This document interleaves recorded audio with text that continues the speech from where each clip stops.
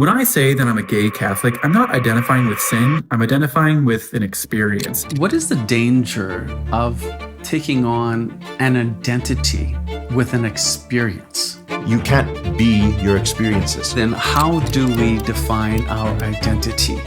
So I guess what I'm getting to is shouldn't our identity come out of not an experience, not what we feel, but what God has revealed? You're not a gay Catholic. You are a son of God.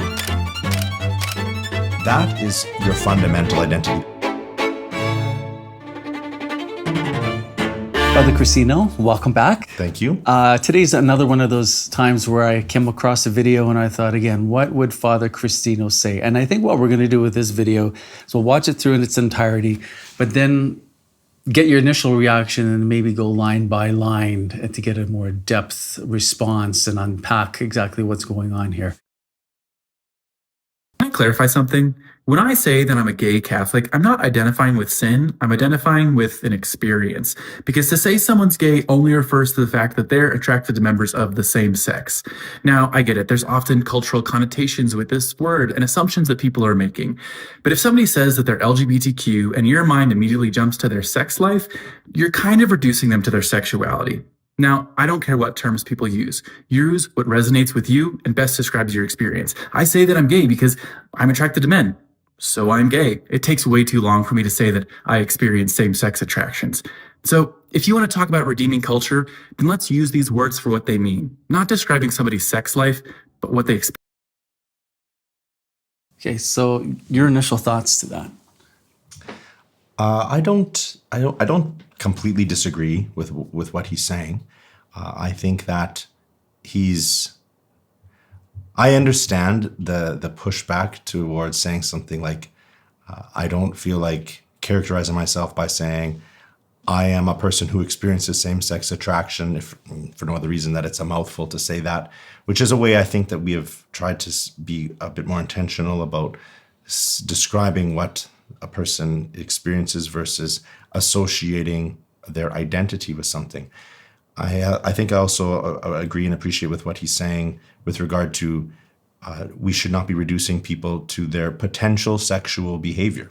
That's also, I think, absolutely true. It's unbecoming of the dignity that we owe to another person to hear something about them and assume we now know that I know what you do.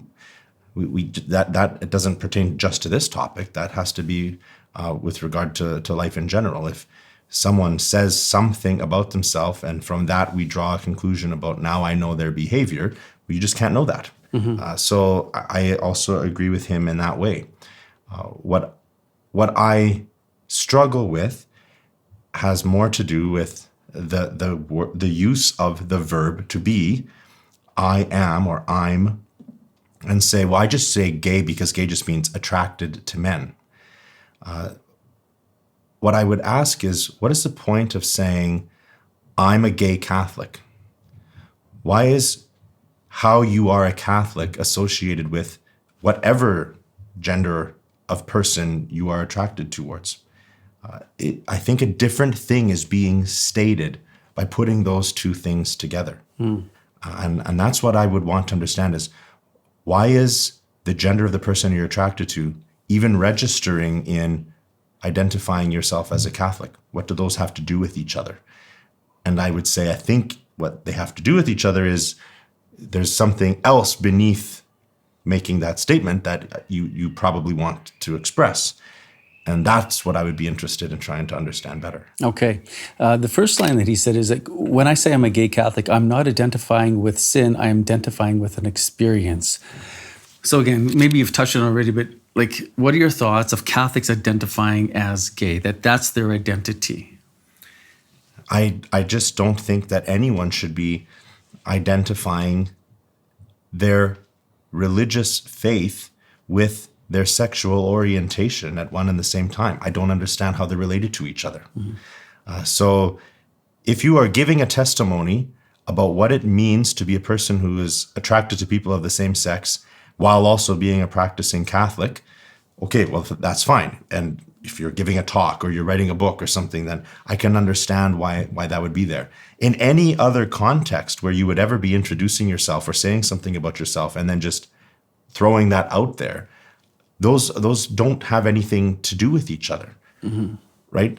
A more fundamental experience that we all have multiple times a day is being hungry. What would we say if we said, I'm a hungry Catholic? That doesn't make sense. It doesn't sound like, what does that have anything to do with being Catholic? Or why would being Catholic have anything to do with being hungry? They're just not meant to go together with each other, unless you're trying to say something else. And that's what I'm asking. What is the point of even ever needing to say, I'm a gay Catholic? Okay. He goes on and says, because to say someone is gay only refers to the fact that they're attracted to members of the same sex. Is that true? When we use that term as well, does gay only refer to the fact that they're attracted to members of the same sex?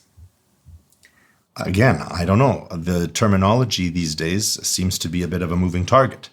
So lately, I feel like we've really landed on LGBTQ plus somehow being this new catch-all terminology for apparently everyone who wouldn't call themselves straight. But then within that acronym, people are experiencing vastly different things from each other. And so their common denominator is that they don't claim to experience one other way of being that, at least numerically, just happens to be the vast majority of the rest of the population. So when you say gay, I don't even know if we know what we mean by just saying that anymore, because it's been subsumed or taken up completely by the acronym of LGBTQ+. Right. Which he goes on to say later in the video. He switches to LGBTQ. Right. If somebody says that they're LGBTQ plus, your mind, he says, if it immediately jumps to their sex life, you've kind of reduced them to their sexuality. But isn't also the reason why people have come up with these terms is because it's connected to their sexuality? Yes, I'm sure to some extent and for many people. But that is one of the lines that he says that I think I agree with.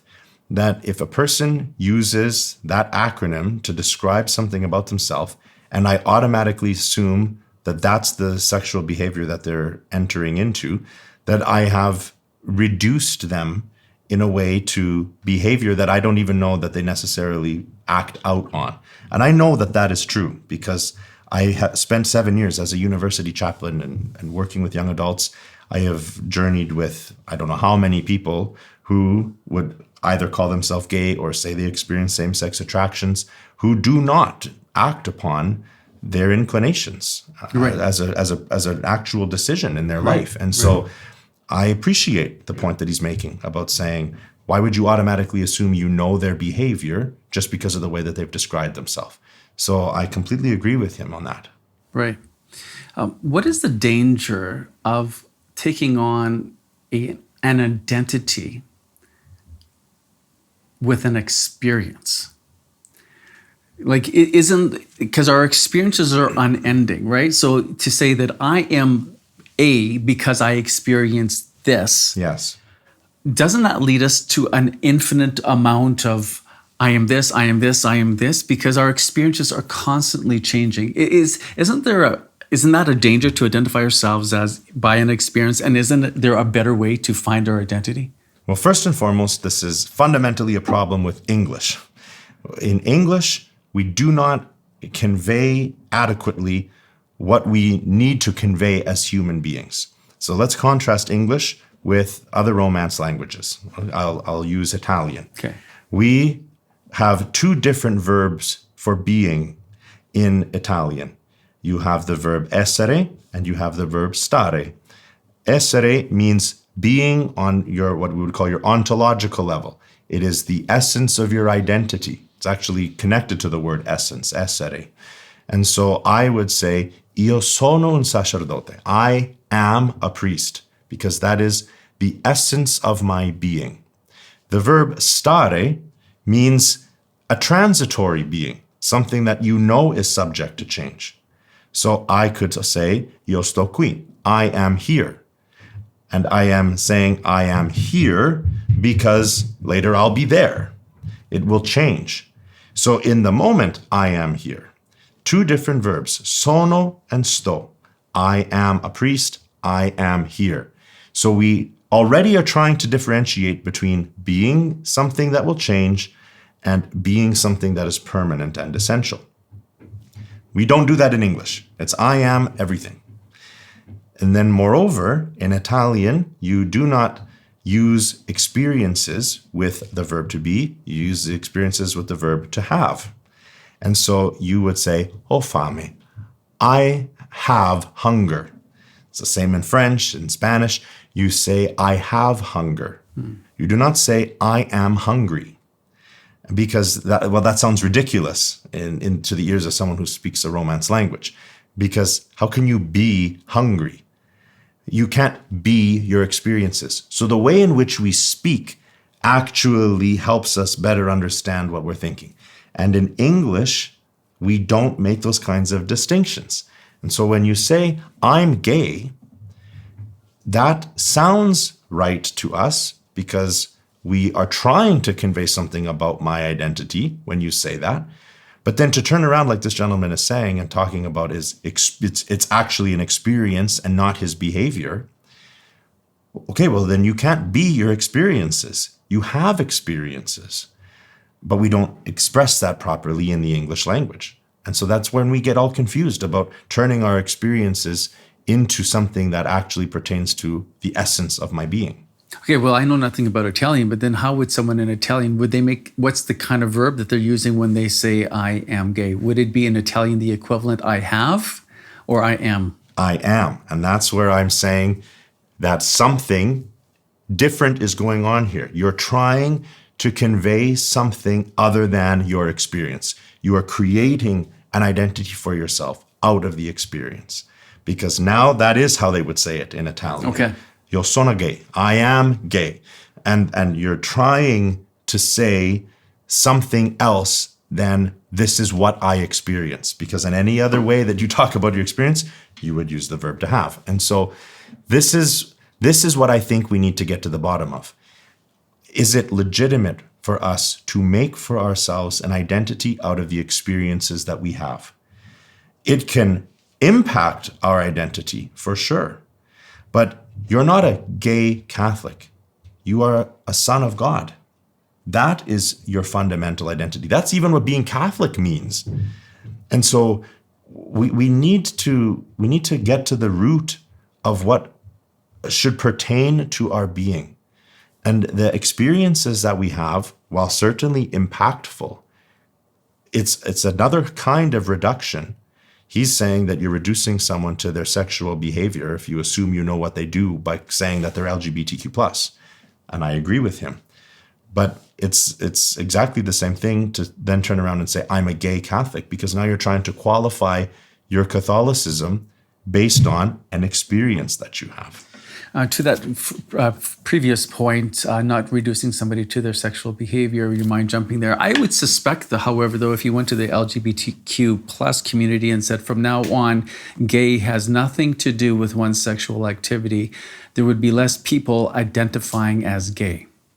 Well, I imagine you'd actually meet with a lot of people who would disagree with you. Right. They would just say, no, that's not true. So he can say what he wants in his video for his own purposes. But I actually don't think that the vast majority of people who are in alignment with his identity, his declared identity, would even actually agree that it has nothing to do with your behavior. Okay. So going to then, how do we define our identity? Let's say something, I feel like I'm a loser, because that's been my experience. People have treated me like trash equals therefore I am trash. Mm-hmm. So our experiences can not convey the truth to us. We can come out of an experience with a lie. Mm-hmm. So I guess what I'm getting to is, like, shouldn't our identity come out of not an experience, not what we feel, but what God has revealed? It's not my identity is I feel, therefore I am. Right. But I am what I am because what God has revealed to be true. Mm-hmm. Our feelings flow from experiencing what it means to be what we are. Think of St. Catherine of Siena and that beautiful quote. If you were all that you were meant to be, you would set the world ablaze. So in other words, she's pointing to the fact that there's a deficit in our being, that we are not all of what we were meant to be. Because if we were all of what we were meant to be, we would set the world on fire, the love of God. So there's always a process of becoming. We are in a process of becoming all of what we are meant to be. But if we think we've arrived at the thing by saying, I'm gay, I'm LGBTQ+, I'm a loser. If you think that you have now arrived, you're neglecting to appreciate what is meant to still continue to evolve in your life as a human being and becoming. That we have the capacity to become more ourselves, to become more human. And so we shouldn't stop and now rest in this experience that I have and say that it has the capacity to summarize my being. One of the lines he says is, I don't care what terms people use unless they resonate with you and best describes your experience. Shouldn't we care what kind of terms people use?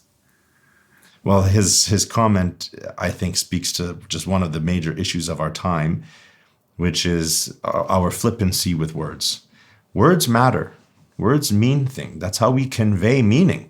That's how we communicate with each other. So anyone who says, I don't care what words you use, has already missed the point of why we're speaking in the first place. If what words I use don't matter, then you also shouldn't be taking issue with me saying that you should use the phrase experience a same-sex attraction instead of gay. If words don't matter, then don't argue with people who use words you don't like. So words do matter. And we need to learn to be more precise in trying to convey the meaning behind what we are thinking.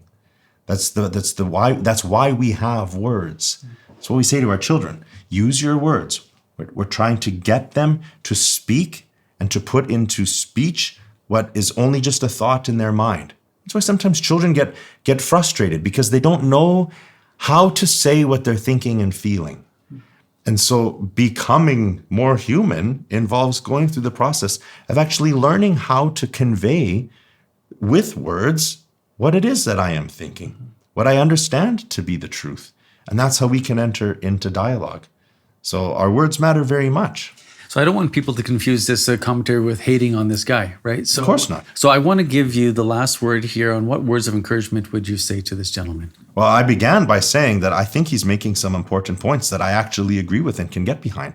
And I wouldn't be surprised if in the Catholic social media world, all sorts of Catholics have just piled hate on top of him because, unfortunately, that's what comment boxes seem to be reduced to, is giving people some outlet to spew their anger or their frustration. Often we just aren't listening to each other. And so I would say to this man that I'm grateful for his willingness to put his thoughts into words that he has sent out into wherever it's gone. I hope that he would be open to receiving the reaction and feedback of someone else, and that we could enter into a respectful and a meaningful dialogue by listening to each other. Thanks for your thoughts. Thank you.